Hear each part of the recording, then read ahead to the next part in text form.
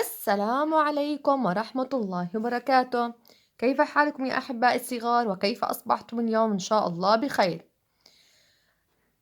الآن يا ثاني سوف نأخذ في مادة العلوم.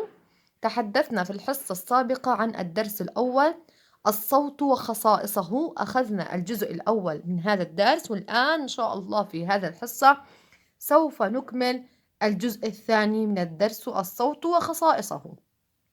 بسم الله نبدأ. خلينا نعمل مراجعة سريعة يا ثاني.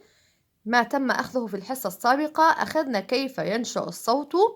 حكينا ينشأ الصوت يا ثاني نتيجة حركة الجسم ذهابا وإيابا، وتدعى هذه الحركة اهتزازا. إذا كيف بينشأ الصوت يا أبطال؟ نتيجة حركة الجسم ذهابا وإيابا، وتدعى هذه الحركة اهتزازا. وتحدثنا عن آلة العود، الأوتار الموجودة في آلة العود. هاي الأوتار بس نحركها إذا راح تهتز وتصدر صوت. وأيضا كمان عندنا إيش يا أبطال؟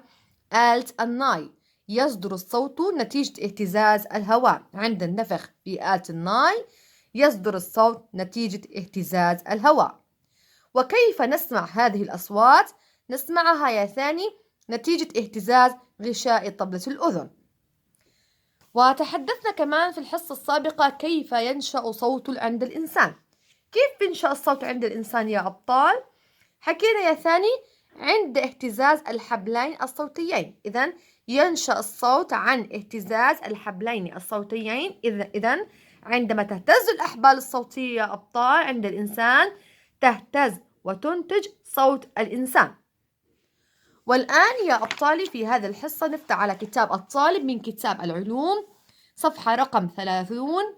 ما خصائص الصوت؟ إذا درسنا لليوم أو الجزء الثاني من درسنا هو ما خصائص الصوت. عندنا خصائص للصوت يا ثاني. إذا الأصوات تختلف باختلاف من يا ثاني؟ مصادرها. إذا يا ثاني الأصوات تختلف باختلاف مصادرها. إذا الأصوات تدلني على إيش؟ على الأشياء. إذا الأصوات يا أبطالي إذا هي تدلني على الأشياء، تدلني على الأشياء.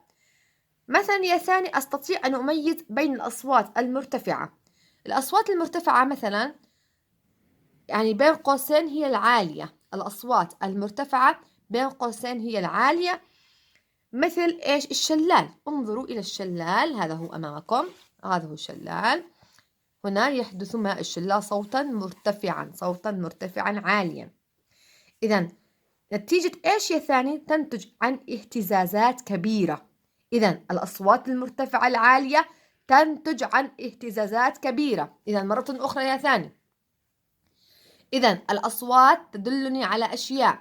فمثلا أستطيع أن أميز الأصوات المرتفعة العالية التي تنتج عن اهتزازات كبيرة. عن إيش؟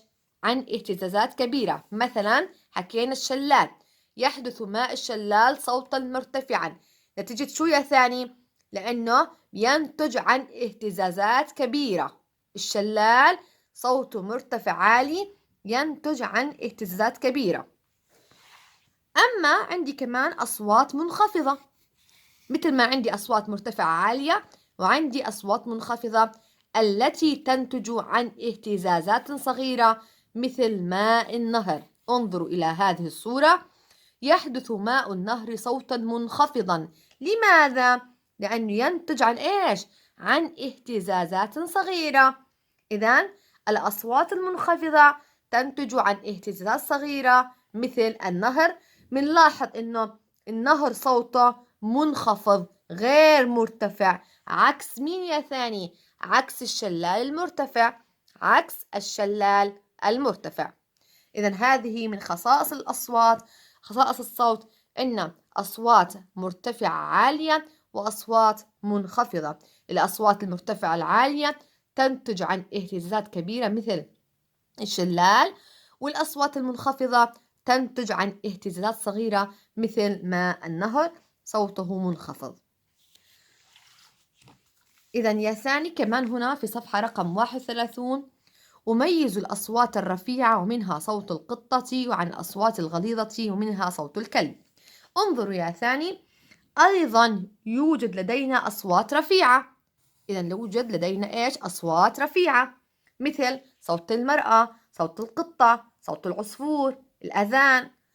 وأيضا يوجد لدينا أصوات غليظة، أصوات غليظة مثل صوت الكلب. انظروا، الكلب صوته غليظ، أما القطة صوتها رفيع. صوت غليظ كمان الطبل، صوت الرجل. إذا هذه إيش الثاني من أصوات إيش الغليظة. إذا يوجد لدينا أصوات غليظة وأصوات رفيعة، ويوجد لدينا أصوات مرتفعة عالية وأصوات منخفضة. إذا يا ثاني يجب أن نميزهم، يجب أن نميزهم. نفتح على صفحة رقم 32. بعض الأصوات المرتفعة بين قوسين العالية يزعجني سماعها وتضر بصحة أذني، منها أصوات آلات الحفر الشارع. إذا يا ثاني يا أبطال، إحنا في بعض أصوات مرتفعة عالية ومزعجة، عندما نسمعها تضر بصحة من؟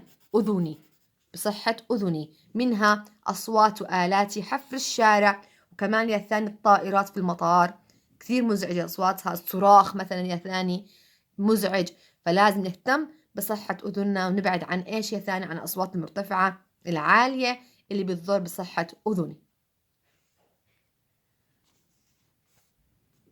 هنا يا ثاني أتحقق لماذا يضع الرجل واقيات على أذنيه.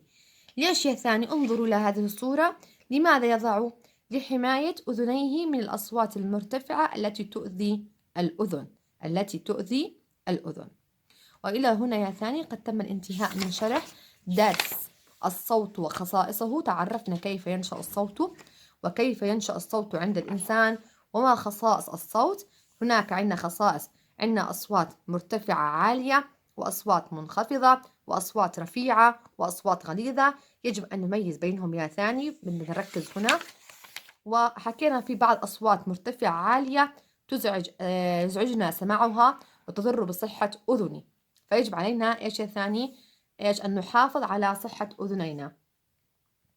وإن شاء الله حل صفحة رقم 33 من أسئلة الدرس، من درس الصوت وخصائصه.